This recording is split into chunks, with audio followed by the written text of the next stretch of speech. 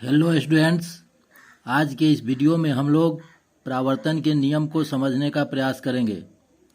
परावर्तन के नियम को समझने से पहले हम लोग कुछ टर्म पर विचार करेंगे और उसको भी समझेंगे, जैसे आपतित किरण, परावर्तित किरण, आपतन कोण, परावर्तन कोण, अभिलंब इत्यादि को समझने के बाद हम लोग परावर्तन के नियम को समझेंगे।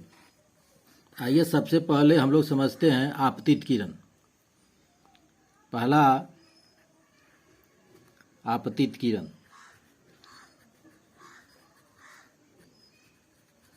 इंग्लिश में इसे इंसिडेंट रे कहते हैं। इंसिडेंट रे यह क्या है, इसको समझते हैं। मान लीजिए यह एक दर्पण है। इसका पीछे वाला भाग पेंट किया हुआ है। अब इस दर्पण पर प्रकाश की किरण पड़ रही है,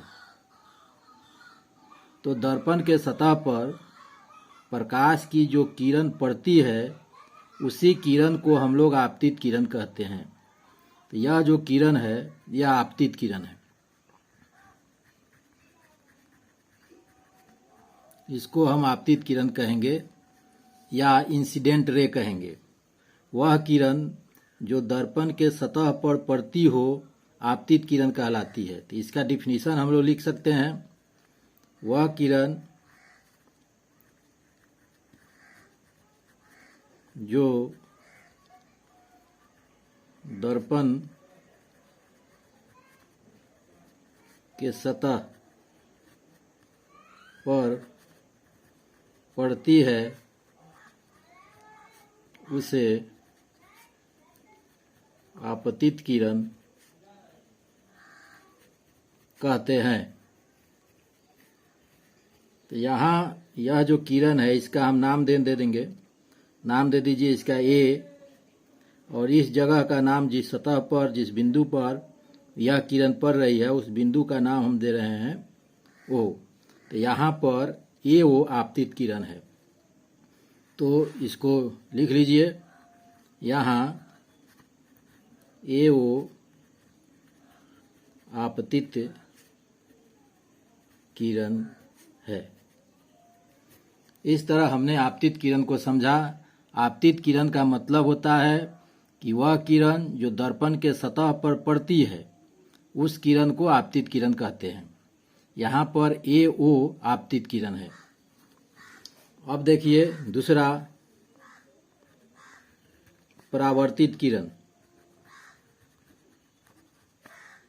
परावर्तित किरण, परावर्तित किरण क्या है? वह किरण जो दर्पण के सतह से लौट जाती है। जैसे यह किरण दर्पण के सतह पर पड़ रही है और यहाँ से पड़ने के बाद लौटती है। तो जो किरण दर्पण के सतह से लौटती है उसको हम परावर्तित किरण कहते हैं। इसका नाम दे दीजिए बी। तो यहाँ पर ओ बी परावर्तित किरण हुआ। ए ओ आपतित किरण और ओ बी परावर्तित किरण। तो परावर्तित किरण का डिफिनीशन हम लोग ऐसे दे सकते हैं कि वह किरण जो दर्पण के सतह से लौटती है या लौट जाती है। लौटने वाली जो किरण है, दर्पण के सतह से लौटने वाली जो किरण है वह किरण परावर्तित किरण कहलाती है। तो यहाँ पर ओ बी परावर्तित किरण है।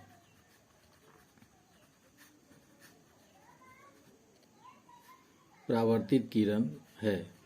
परावर्तित किरण को अंग्रेजी में कहते हैं रिफ्लेक्टेड रे। इसको कहते हैं हम लोग रिफ्लेक्टेड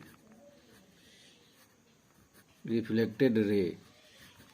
तो परावर्तित किरण को हमने समझा कि दर्पण के सतह से जो लौटने वाली किरण होती है उसको हम लोग परावर्तित किरण कहते हैं। दर्पण के सतह पर आकर जो किरण पड़ती है उसको आपतित किरण, और दर्पण के सतह से जो लौट जाती है उसको परावर्तित किरण। एक और टर्म है जिसको समझिए, तीसरा आपतन बिंदु।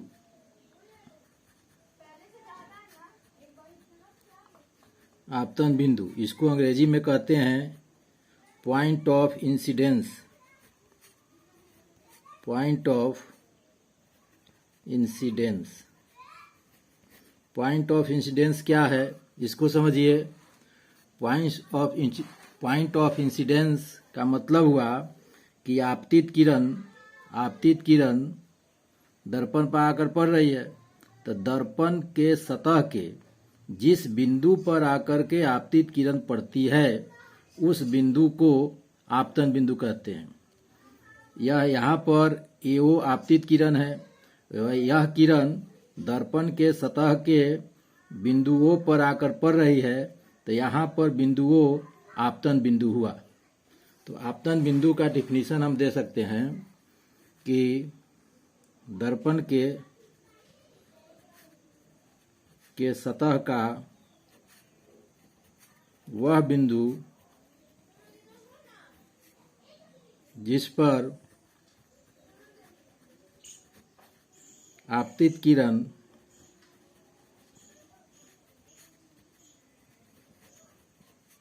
पड़ती है उसको क्या कहेंगे, आपतन बिंदु कहेंगे। अब क्या करते हैं हम लोग, एक और पॉइंट है जिसको हम लोग अभिलंब कहते हैं। अंग्रेजी में इसको हम लोग नॉर्मल कहते हैं। अब इसका क्या मतलब होता है इसको समझिए। यहाँ पर हमने देखा एओ आपतित किरण है, सतह पर बिंदु ओ आपतन बिंदु है और ओ भी परावर्तित किरण है। अब आपतन बिंदु पर एक हम लंब डाल रहे हैं। आपतन बिंदु पर एक लंब डालते हैं जो दर्पण के सतह से 90 डिग्री का कोण बनाता है। दर्पण के सतह से 90 डिग्री का कोण बनाएगा तब इसको हम कहेंगे अभिलंब। तो अभिलंब का मतलब क्या हुआ, आपतन बिंदु पर डाला गया लंब जो दर्पण के सतह से 90 डिग्री का कोण बनाए उसको हम अभिलंब कहते हैं। तो इसका डिफिनीशन लिख सकते हैं, आपतन बिंदु पर डाला गया लंब जो दर्पण के सतह से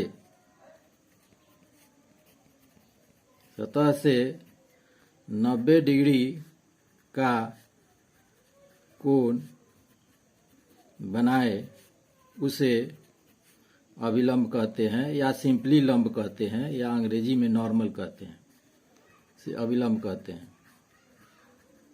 तो अभिलंब हम कहाँ डाले हैं, अभिलंब हम आपतन बिंदु पर डाले हैं, और यह जो अभिलंब है दर्पण के सतह से 90 डिग्री का कोण बना रहा है। अगला पॉइंट देखिए, आपतन कोण।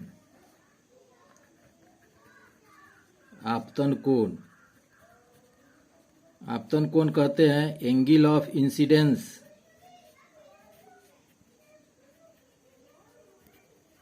एंगल ऑफ इंसिडेंस यह क्या है, यहाँ पर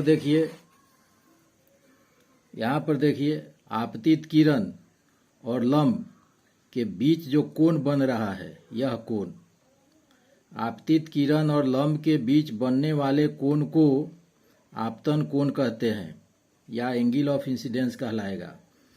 अगर इसका नाम हम लोग एन रख दे तो यहाँ पर AON एंगल ऑफ इंसिडेंस होगा, आपतन कोण होगा।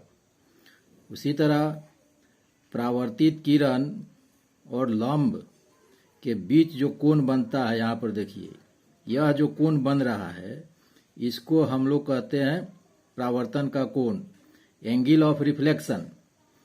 तो आपतित किरण और लंब के बीच बनने वाला कोण आपतन कोण और परावर्तित किरण और लंब के बीच बनने वाला कोण परावर्तन कोण।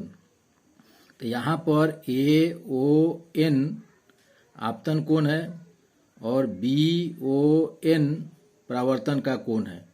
तो इसका डिफिनीशन हम लोग लिख दें। आपतन कोण कहेंगे आपतित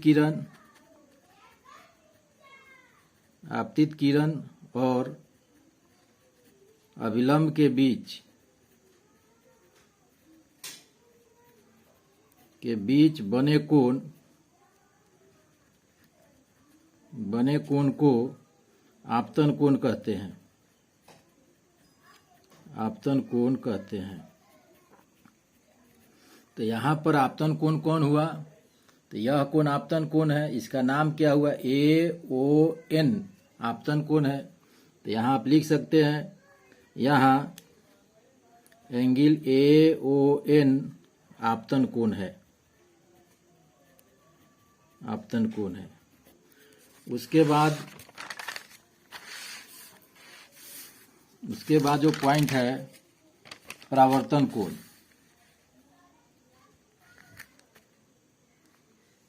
परावर्तन कोण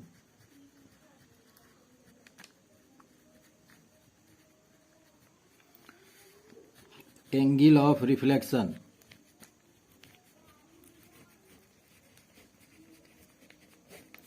एंगल ऑफ रिफ्लेक्शन किसको कहेंगे? तो मान लेते हैं यह एक दर्पण है, पीछे का भाग पेंट किया हुआ है, दर्पण के सतह पर एक किरण आके पड़ रही है। यह किरण आपतित किरण हो गया, इसका नाम रखिए AO। दर्पण के सतह से किरण लौट रही है, यह किरण परावर्तित किरण हो गया, इसका नाम दीजिए OB। आपतन बिंदु O पर एक हम लंब डालते हैं जो दर्पण के सतह से 90 डिग्री का कोण बनाता है। तो यह विलंब हो गया। अब परावर्तित किरण और लंब के बीच जो कोण बना है इसको हम कहते हैं परावर्तन का कोण। तो इसका डिफिनीशन लिख लीजिए। परावर्तित किरण और लंब के बीच बने कोण को परावर्तन का कोण कहते हैं। तो आपतन का जो कोण होता है, आपतन कोण को हम लोग डिनोट करते हैं स्मॉल आई से, और परावर्तन का जो कोण होता है कोण को हम लोग डिनोट करते हैं स्मॉल r से। अब इसके बाद हम लोग देखिए परावर्तन का नियम, लॉ ऑफ रिफ्लेक्शन। परावर्तन का नियम, पहला नियम कहता है आपतित किरण, यहाँ देखिए आपतित किरण, परावर्तित किरण और आपतन बिंदु पर जो लंब है ये तीनों एक ही प्लेन में है, एक ही समतल पर है, कागज के तल पर है। एक ही समतल कहने का मतलब हुआ कि कागज के तल पर है, ऊपर नहीं है या नीचे नहीं है। तो इसको समझिए कि परावर्तन का पहला नियम कहता है आपतित किरण, परावर्तित किरण और आपतन बिंदु पर डाला गया लंब तीनों एक ही समतल में होते हैं। तो इसको लिख लीजिए। पहला नियम, आपतित किरण, परावर्तित किरण और आपतन बिंदु पर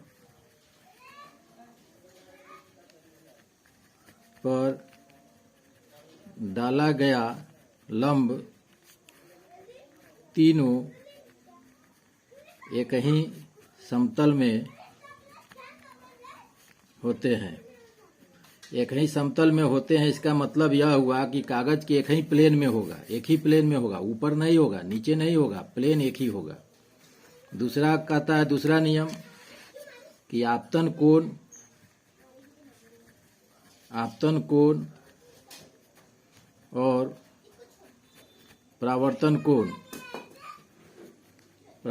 कोण दोनों